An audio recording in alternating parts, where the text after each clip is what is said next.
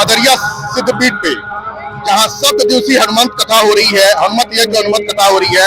यहाँ पे श्रद्धालुओं का एक हुजूम सा उमड़ा हुआ है। लोग यहाँ दोहरी भूमिका हमारी, दोहरी भूमिका, एक तो ये कि इतना बड़ा आयोजन हो रहा है। नहीं, सबसे पहले आपके चैनल को धन्यवाद, आपको धन्यवाद। मदरिया सिद्धपीठ पर सिर्फ हनुमत कथा ही नहीं हो रही है, 4 कमरे और चाहिए और धीरे धीरे बड़ा भोजनालय भी चाहिए। क्या इनको भोजन कैसे कराएं, कभी रसोईया भी चाहिए।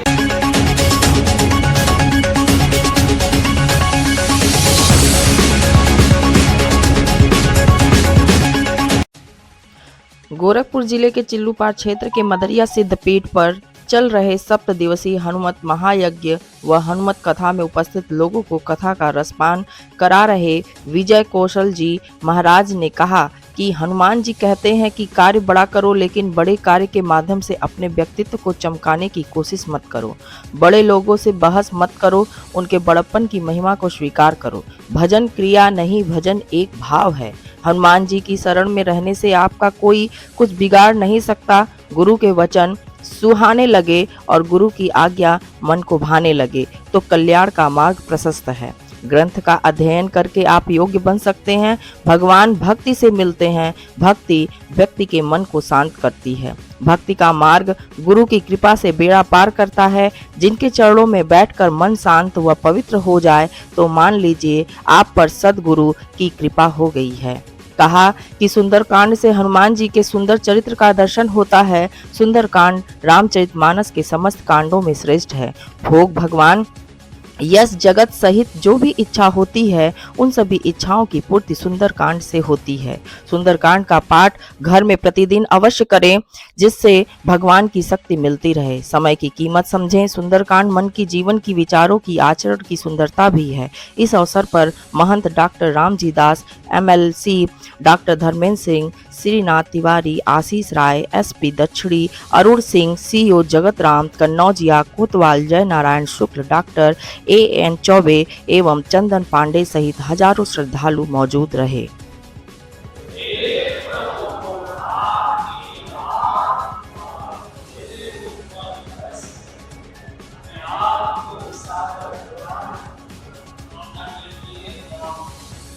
सिद्धपीठ मदरिया में हनुमत कथा जो हो रही है, यहाँ चाक चौबंद व्यवस्था देखने आए थे कि हनुमत कथा का भी आनंद लेने आए थे। देखिए, यहाँ दोहरी भूमिका हमारी, दोहरी भूमिका, एक तो ये कि इतना बड़ा आयोजन हो रहा है, इसमें आने वाले श्रद्धालुओं को किसी तरह की असुविधा ना हो, विघ्नकारी लोग किसी तरह का विघ्न न डाले, उसके लिए हमारी व्यवस्था चाक चौबंद रहे, जो हमारा शासकीय दायित्व है। इसके साथ साथ व्यक्ति अपने शासकीय पदों के साथ उसका व्यक्तिगत जीवन भी, तो एक आस्तिक व्यक्ति होने के नाते, ईश्वर में आस्था रखने के नाते मैं इस कथा का भी आनंद लेने आया। कैसी लगी आज की हनुमत कथा? कथा बहुत ही रोचक रही और तमाम कह लीजिए कि ज्ञानवर्धन लायक सही ज्ञानवर्धन हुआ और आगे भी ये कथा इसी तरह से चलेगी। और जो विद्वान है, इतने लब्ध प्रतिष्ठ विद्वान है कौशल जी, उनके बारे में मेरे द्वारा कुछ कह पाना शायद संभव ना हो। सूरज से भी अधिकारी नहीं, सबसे पहले आपके चैनल को धन्यवाद, आपको धन्यवाद। मदरिया सिद्धपीठ पर सिर्फ हनुमत कथा ही नहीं हो रही है, हनुमत महायज्ञ भी हो रहा है और हनुमान चालीसा का पाठ 7 दिन 24 घंटे, ये त्रिस्तरीय कार्यक्रम है। और मुझे लग रहा है कि यह कार्यक्रम अपने आप में अनोखा कार्यक्रम है। जहाँ तक मेरी समझ है, मैं सोच पाता हूँ, दक्षिणांचल में नहीं, पूर्वांचल और उत्तर प्रदेश में अपने आप में एक अनोखी और बड़ी कथा है, बड़ा आयोजन है। इसके लिए मदरिया के उत्तराधिकारी महंत आदरणीय श्री दास जी को बहुत बहुत धन्यवाद। क्षेत्रीय जनमानस को विशेष रूप से धन्यवाद कि इनकी प्रेरणा और निवेदन पर सारे लोग बड़ी संख्या में हर स्तर पर तन मन धन से मंदिर का सहयोग कर रहे हैं। और आप सभी को विशेष रूप से धन्यवाद कि इस कथा को दूर तक प्रचारित करने में सहयोग कर रहे हैं। क्या लग रहा है कि आज चतुर्थ दिन था कथा का, चौथा दिन है ना जी, तो क्या भीड़ तो आज देख रहे हैं कि आप लोग का जो है जगह छोटी पड़ गई। निश्चित रूप से जगह छोटी हो गई है। कल हम लोग पंडाल को बढ़ाने का काम करेंगे और श्रद्धालुओं से, माताओं बहनों से, भाइयों से अपील करेंगे कि और बड़ी संख्या में आवे। हम लोगों का लक्ष्य है 15 से 20 हजार लोगों को महाप्रसाद और भंडारा देने का, तो उतनी संख्या मुझे लग रहा है कि अंतिम दिन तक पहुंच जाएगी। आज कितनी संख्या रही होगी? आज की संख्या 8 से 10 हजार के बीच की रही होगी। 8 से 10 हजार हम लोगों का ये अनुमान। अभी हम मौजूद है गोरखपुर के मदरिया सिद्धपीठ पे, जहां 7 दिवसीय हनुमंत कथा हो रही है, हनुमत यज्ञ हनुमत कथा हो रही है। यहाँ पे श्रद्धालुओं का एक हुजूम सा उमड़ा हुआ है।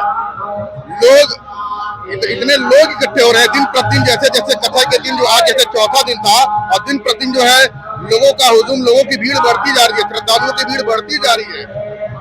आइए बात करते हैं कुछ लोगों से कि हनुमत कथा कैसी हो रही है और उनको क्या प्रेरणा मिल रही है। आज 7 दिवसीय जो हनुमत कथा हो रही है का चौथा दिन है, तो आपको इस कथा में क्या प्रेरणा मिली? हम लोग प्रतिदिन यहाँ कथा को सुनते हैं और यहाँ कौशल जी महाराज आए हैं जो विश्व विख्यात संत हैं, और उनकी कथा सुनकर यहाँ के लोग बहुत प्रभावित होते हैं और अपने जीवन को बहुत ही बेहतरीन बनाते हैं।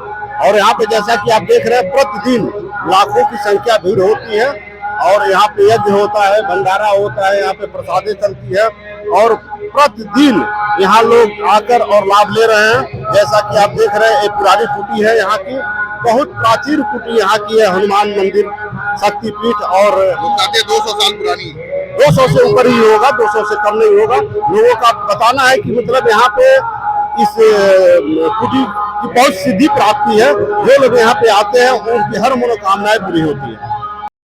हनुमत कथा कैसी लगी आपको? बहुत अच्छी, बहुत सुंदर, अद्भुत, अद्भुतात अद्भुतम। और धर्म के रूटीन में हम लोग बढ़ते हैं। धर्म का महाराज जी तो झंडा है, हम लोग डंडा बनने का कार्य करें, तभी कार्य धर्म आगे बढ़ेगा, सनातन धर्म विश्व गुरु भारत बनेगा। क्या नाम है आपका? पंडित शुभम शास्त्री मेरा नाम है। कहाँ रहने वाले हैं? मैं बड़ालगंज क्षेत्र से हूँ। हमारे बड़ालगंज में भी हुआ था, उसी के तुलना में ये कथा उसी तरह की है। और सुंदरकांड में जो आज ने उन्होंने विषय रखा, वह विषय माने हम लोग बहुत कुछ सुने थे, लेकिन ऐसा जो आज मिला सुनने को नहीं। कौशल जी महाराज द्वारा जो कथा का जो व्याख्यान कर रहे हैं मंच से, जो अपने आप में बहुत ही अनूठा है। बहुत मैंने ऐसा जो विश्लेषण कर रहे हैं, इसके पहले हम लोग नहीं सुने थे। आप कई दिनों से रहेगा? पहला दिन है? मैं पहला दिन। क्या नाम है आपका? डॉक्टर ओम प्रकाश शुक्ल। ठीक है, तो क्या लगता है कि आज की कथा में आपको क्या सीखने को मिला? हम लोग माने हमको तो जो मिला, हम तो ये अनुमान लगा रहे हैं कि जितने लोग पंडाल में बैठे थे सबको यही मिला है कि आध्यात्म से जीवन को जोड़ना चाहिए। आध्यात्म से जीवन को जोड़ना चाहिए। हाँ। वास्तविक जीवन वही है। बस वास्तविक जीवन, और जितने लौकिक हैं आपदाएं, वो इसके जोड़ने से सब अपने आप, हनुमान जी के चरित्र से यह लगा कि वो अपने आप सब शांत हो जाएगा। क्योंकि उनके मार्ग में एक से एक बाधाएं भेजी गई, लेकिन वो सारी बाधाएं भगवान राम का नाम लेने पर अपने आप समन हो गई। और वह जिस उद्देश्य से चले, कल तो लंका में पहुंच ही जाएंगे। लंका में पहुंचे ही है, अपना काम कल कर लेंगे। कल लंका दहन भी करेंगे। हाँ, कल अपना काम कर लेंगे, माँ जानकी का पता लगा भी लेंगे। बहुत धन्यवाद। आशीर्वाद आगे से।